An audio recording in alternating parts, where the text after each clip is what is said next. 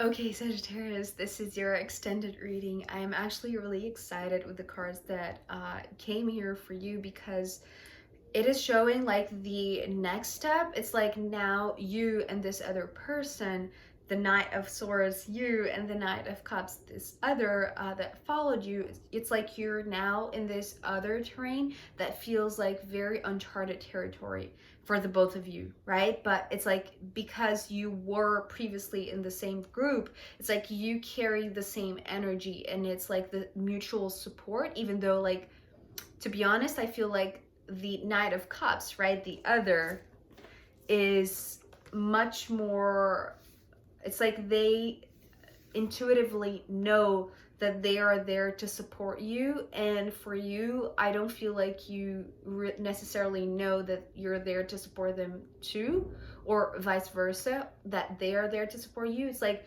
this thing about support is much more clear to them instead of you, right? Because we're starting with the Two of Wands. So, isn't this interesting? When this card came through, I was just like laughing out loud.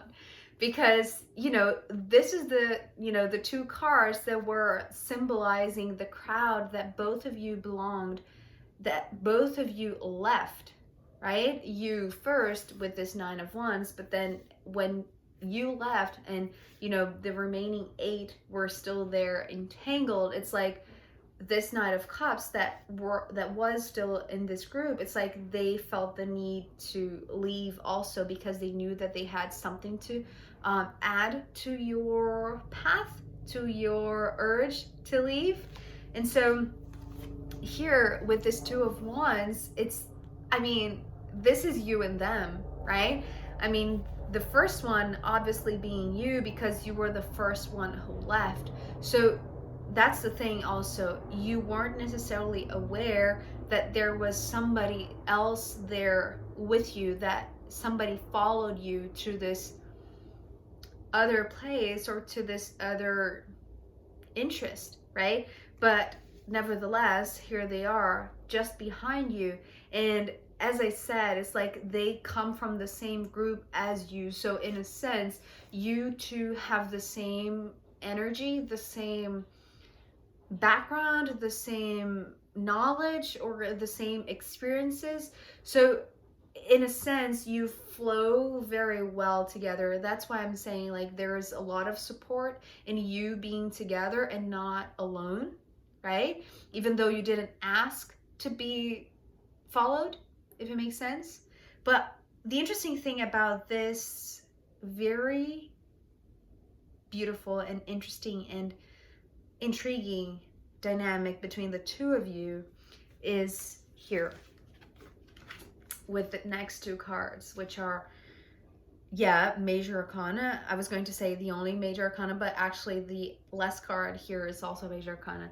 But I don't know, maybe I've seen these two cards, the Wheel of Fortune and the Sun, side by side, but I don't feel like I have seen these two cards with the meaning that they're coming today previously. I feel like this is the first time that I'm seeing these two play this sort of opposite dynamic. I'll explain. So with the Wheel of Fortune, we have the circular shape here, and then we have these triangular shapes, right? It's almost like folding inwards. Here with the Sun, the circular shape is here in the center, but all of the triangles are pointing outwards. So imagine this. This is the open version of the Wheel of Fortune, or this is the closed version of the Sun.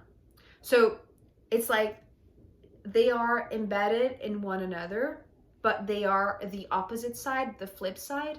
It's like they are the same coin, just flipped the other way. So this is how I'm seeing the both of you. It's like you're two very, like, naturally bonding, like you come from the same cloth in a sense, right? You are from the same suit, you are from the same energy, but there's something about, like, the nature or like the relationship between the two of you that is the opposite dynamic, right? It's like one is closed the other one is open. And I feel like this is, especially because of the last card, this is the dynamic that is precisely the reason why you two blend so well together, right? And maybe the reason why they felt like they had to follow you, because it really doesn't matter whether you are playing the role of the closed one with the Wheel of Fortune or the open one with the Sun, because I feel like here the understanding or the message that is coming through the cards for you, Sagittarius, is that this is the exchange, right? This is the beautiful exchange that they knew that they could add. It's almost like if you were, you know, the one that left first, the one that trailblazed, the one that just opened the path or went in a new direction where anybody was going, right? And you were playing more of this role of the Sun, which is much more open and outgoing and interested in like the outside experience or stimulus. It's like there was something, and I'm not diminishing the thing that made you go that way or out of the place that you were, because that could have been like, and it might have been something like an internal insight, like an internal decision, or this natural certainty in you that you just didn't fit there. But for them, it's like they are now embodying this Wheel of Fortune because they are trusting their feeling, their instinct, their heart. And in a way, it's like they're not interested in it's almost like you are the flashlight, right? You are the one that is going ahead with the flashlight. So you are seeing what is in front of you. They are following you blindly, right? So they are trusting not only in you, but like fate or destiny, that somehow they're meant to follow you. So I know that this can be like very tricky, but it seems like, you know, being two major arcana, it's like there is, well, first of all, like some sort of meant to be kind of thing, right? And something that is also very bright, right? It is very illuminating, and it's talking, well, now I heard it's like it's for mutual development. So this is also talking about like how this placement is going to flip at some point, right? And I feel like somehow, because you maybe are the one with carrying the Sun energy and they are the ones carrying the Wheel of Fortune, so it's like they are more closed off, or it's like they're trusting something without needing much more information, whereas you are in search of more clarity. But this is not static. It's not that you were always going to be the Sun and they are always going to be the Wheel of Fortune. This is the dynamic between the two of you, and this is what is actually being shown to me here with these three cards that are coming next. So we have the Five of Swords, the Four of Cups, and then the Six of Swords. So if I'm going to skip this four in the middle because this is where the glitch is. But if you see here, this dynamic is the minor version of this dynamic of the major arcana version. So if we had the open status and the closed status, or, you know, it's like the open eyes and the closed eyes, right? So it's like this is the confidence or the knowledge that is obtained when you are awake, and not consciously awake. I mean awake in a day-to-day kind of thing. And this is when you are awake with your third eye, right? It's like not necessarily your physical eyes are open. Instead, it's quite the opposite. It's like your third eye, your internal eye, your internal vision is open, trusting whatever the universe wants to bring, right? And so this is the interchange, right? The amount of clarity that comes for both in different ways, right? But very complementary, like for the both of you, right? So here we also have the 5 and then the 6, right? Two numbers that, well, it's not only this, right? The knowledge that they are adding to your foundation, but it's also this dynamic here that they sense that without your presence, there's something too claustrophobic or too entangled here with the rest of the people that were left, you know, when you decided to leave. So here, there is this natural process, but it's also based on this opening and closing. So here we have this 5, which is like the roadblock, right? And then this, it's almost like the green light and then the red light, right? Here you're not allowed to proceed forward. And here it's like there's an open road in front of you. And this is, I feel like, the human version or the human experience, right? The 3D experience that comes, although yes, sometimes swords to me just remind me of this very subtle realm of spirit and the ethers, but here is actually just pointing towards the difference between the major arcana and the minor arcana. So this could be like the you know, the thing that is guiding both of you, right? In your own individual but very complementary natures. So here it's like, you will know, Sagittarius, because you were the one who came with the Knight of Swords, right? So it's like you, perhaps with their presence there, you are aware, or because you are the one with the open eyes, it doesn't mean that they are asleep, which I feel like it's completely wrong to say that or to think that. I feel like they are in tune with something that is way bigger than the human experience, right? But you are interested in the human experience. It's almost like that is interesting to you. So that's the reason why you're keeping your eyes open at all times, right?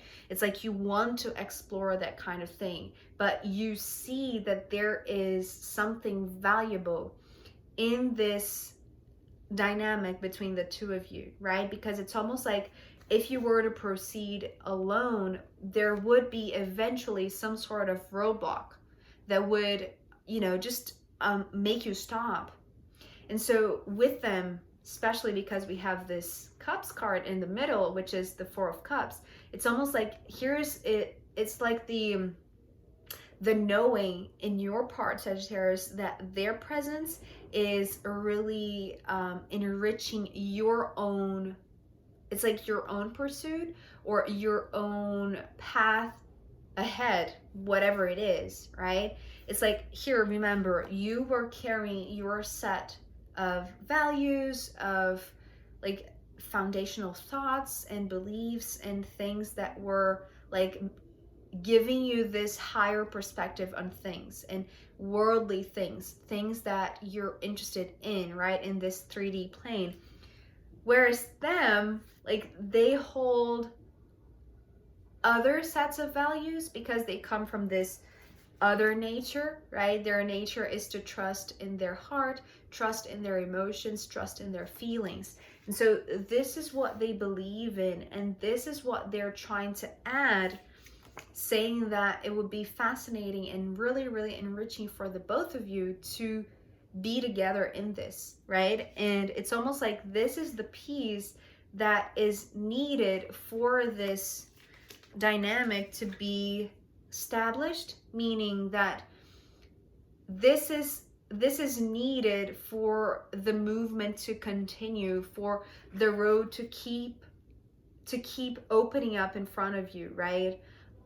So if you stay awake with your eyes open 24/7, right? Without having anybody there to just, just be there as, a very trustworthy vision, like another type of sight, another type of confidence, another type of trust, right? Trust in not only things that are capable of being perceived or are visible, but trust in things that are invisible. So they are coming as this, like maybe the thing that is making you stop on your tracks, to present them with their case in a sense, or to explain why they followed you, and to show you their values or their contribution or what they are guided by, right? That it's almost like they're showing the way to open up the path ahead. And this is what is the beauty of this dynamic between the two of you, because we're ending with the Temperance card, which not only to me is like this major arcana version of the Two of Cups, but especially is talking about like how beautifully complementary your energies are, right? Although I feel like the Knight of Cups is the one that, it's like they come from the water realm. You come from this mental realm, right? Of the swords. So you do believe, but you need outer proof. They don't. So they trust in their emotions, they trust in their gut, they trust in their feelings. And this is what they want to give you, right? It's like they are giving you, it's like exactly what you need to have your path open. And it's not something that is like it's not a solitary path, right? It's not a path that they're going to come, say why they came, and then leave. That's not what these two cards are saying, because we have like one here and one here. So it's like they are like side by side with you. It's like you are treading this path, the same path, but in parallel timelines. It's like they are there with you, right? It's like whenever you feel like there is need for refreshment or for some sort of support, it's like they are going to be there, as you are going to be there eventually. Because this is what I'm seeing. It's like this dynamic, it's not one-sided, or it's not like this is going to be forever like this. It's like interchangeable, right? It's something that flows. It's like one side, one day you're going to be the sun, one day they're going to be the wheel, and vice versa, right? It's like this cup is going to flow, both ways. It's not just, coming out of one cup to the other. It's like this beautiful, harmonious, and balanced relationship, right? And even could be like a romantic relationship, right? Because this being this higher Two of Cups, why not? But I don't feel like it starts like that, right? If it happens, it unfolds naturally later on. I don't feel like necessarily this is the reason why they followed you, right? It's just because there was something in their hearts that was pulling them towards you, right? And so this is like a beautiful, beautiful, beautiful dynamic duo. Maybe I should call this reading dynamic duo, but it's so beautiful because it's like pointing both of you towards the same interest and towards this like mutual development path, right? It's like both of you know that together you're better and you're stronger and you're more complementary to each other. And it's like you enrich, like both of you enrich each other, right? If it makes sense. And you have the perfect tools to open the path when the path is closed for both of you, right? Because it's like you have what the other needs, right? When the path is closed. So after all of that, let's see what the astrological runes have to add as a final guidance for you, Sagittarius.